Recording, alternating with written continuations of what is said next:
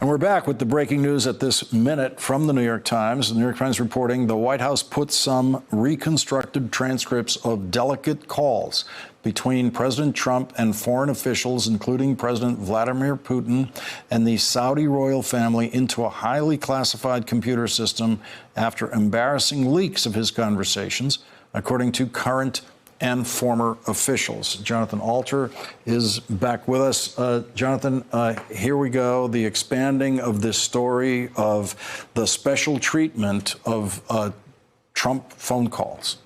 Look, you know, presidents deserve a certain amount of privacy on their calls. I think we can all agree on that. We don't want to handcuff them too much. But it's quite interesting that the only people, the only tyrants that he puts in these special, systems are ones that he's up to no good with. And why is it that it's just the tyrants who get the high classification? In other words, he's okay with a wider circulation of the summary of the calls when it's with allies or other countries that are, the U.S. does business with. But when it's with thugs and killers, then he doesn't want anybody else in the government to know about it. Raises a lot of suspicions. We are joined now by phone by New York Times reporter Julian Barnes, who is one of the co-authors of this breaking news report in the New York Times tonight. Julian, what else can you tell us about the way the White House has been treating these phone call reconstructed transcripts? Well, this goes back to that famous meeting in the White House between Trump and the Russian Foreign Minister Lavrov, where Mr. Trump said some explosive things. He may have leaked information about another country's intelligence, Israeli intelligence. There were allegations in the press. After that, White House officials started locking down these transcripts. They shoved it in this very classified system. And we know they did it for the leaders you were discussing, for the Saudi royal family, both for the conversations with the king, with the crown prince, Mohammed bin Salman, and the then Saudi ambassador to Washington, another member of the royal family. So these calls, some of them may have been sensitive, but they weren't necessarily classified. They're not what you usually put in this classified system. Now, the White House has defended it, but it wasn't past practice. And what about the calls with Vladimir Putin? So this is very interesting. I mean, I think a lot of people want to know exactly what was said in there. Now, Trump has been very sensitive about his conversations with Putin. Famously, in his meeting in Germany, he seized the translator's notes afterwards to prevent information about that meeting leaking out. We know he's been very careful about this. So that's why they got put in the system. But I think as we're learning about what was in the Ukraine call and what was discussed, there's going to be more and more pressure to learn more about those calls with Vladimir Putin and what was said. And the earlier reporting tonight about the president's conversations with Lavrov and in the Oval Office indicate that he was basically forgiving Russia, saying, look, I understand why you attacked our election. We do the same thing. It was interpreted, according to earlier reports, to be basically okaying, in effect saying to Russia, I understand that this is just something you have to do, and seemingly okaying attacking future elections.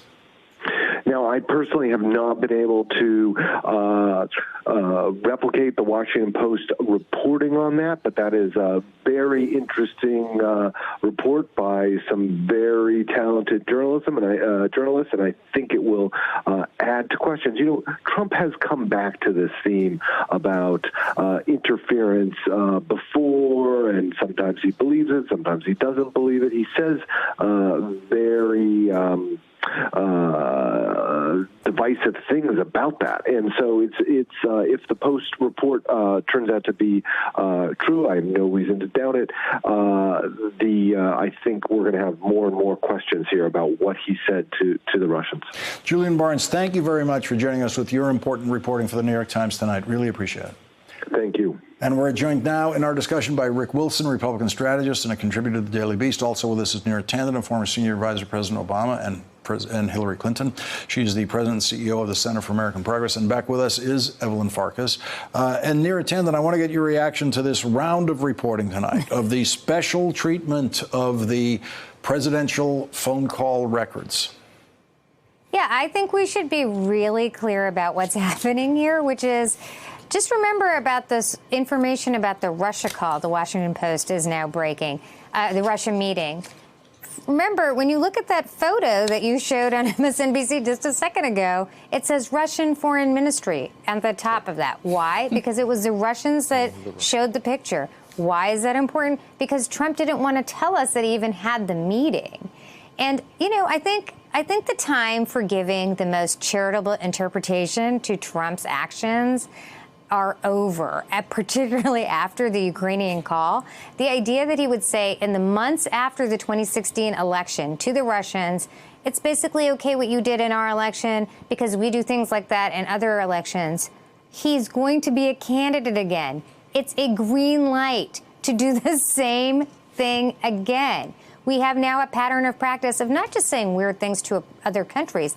We have a pattern of the president, Donald Trump, asking other countries to intervene. Remember, we now know he basically tried to extort the Ukrainians into digging up dirt on Biden. And a few short months, he's telling the Russians, it's okay what you did in the past. And I'm also the best friend you could possibly have.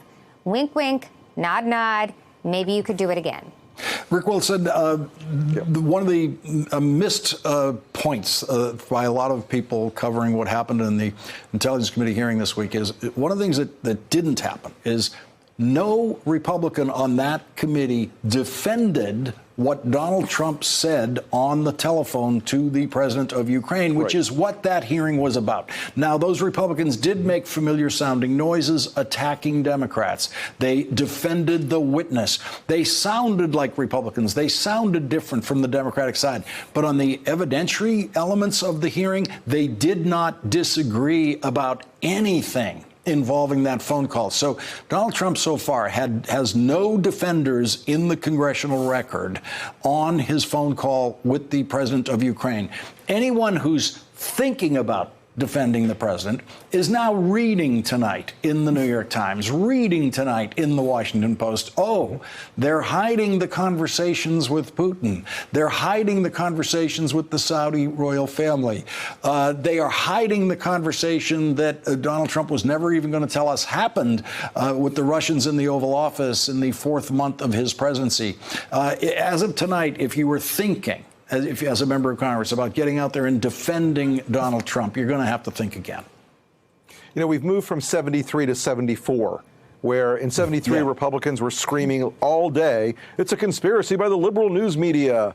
And now, and in 74, all of a sudden they hit the brakes because they realized. Rick, for the kids, I have to explain, he means 1973, the investigation of Richard Nixon, 1974, the impeachment investigation of Richard Nixon, in which he eventually resigns. Go ahead. Sorry. Correct. And the sense in Republican circles right now, as you pointed out earlier, you know, the deadly silence of Mitch McConnell is a very telling moment. And the fact that you don't have the usual conspiracy boobs out there running around, you know, Jim Jordan and Mark Meadows and Matt Gaetz and Fredo Nunez, all these kooks out there screaming with their hair on fire, it also tells you something, is that they recognize this isn't echoes of a report of rumors from the Steele dossier. This is the president admitting that he made this ask, giving the transcript out, and it has opened up the gates of hell for this administration,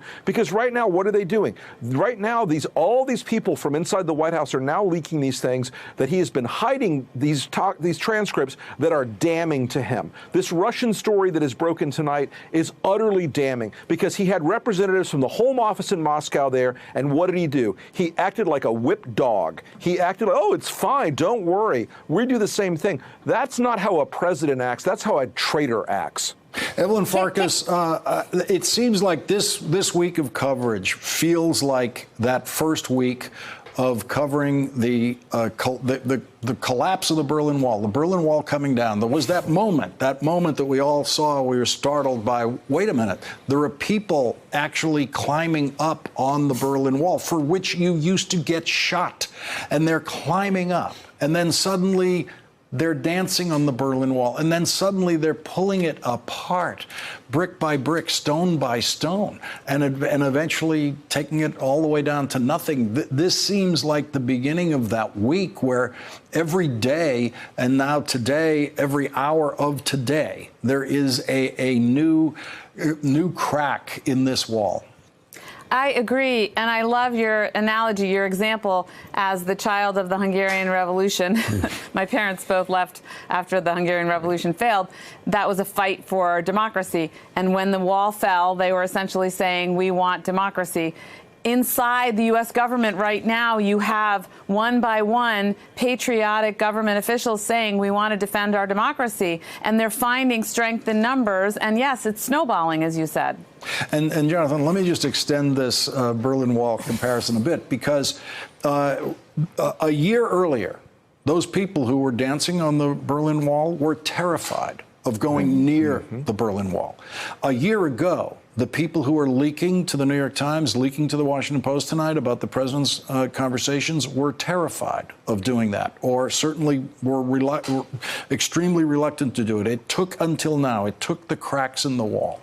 Yeah, I mean, I think the death throes are going to go on for a while. I'm not sure that the whole thing's going to collapse on Trump right now, because he does still have an entire cable network, although there's dissension at Fox, but he still has a lot of people who are willing to carry water for him. So it's going to get very ugly this fall, but the order of battle is changing. And also, the Ukraine story and the Russia story are kind of converging. They're coming together. So one of the things that didn't get very much attention this week is when Trump said to Zelensky at the UN, I want you to make a deal with Vladimir Putin. With Russia. I mean, this was a truly nutty thing. This would be like, you know, like FDR saying to Belgium after the Blitzkrieg, like, I want you to make a deal with Hitler after he just, you know, overran. So what was their end game? I think for Trump, it's to lift sanctions, which is what the Russians want. So he and the Russians are on the same page. Why does he want to lift sanctions and do that favor? To pay them back for winning the 2016 election for them.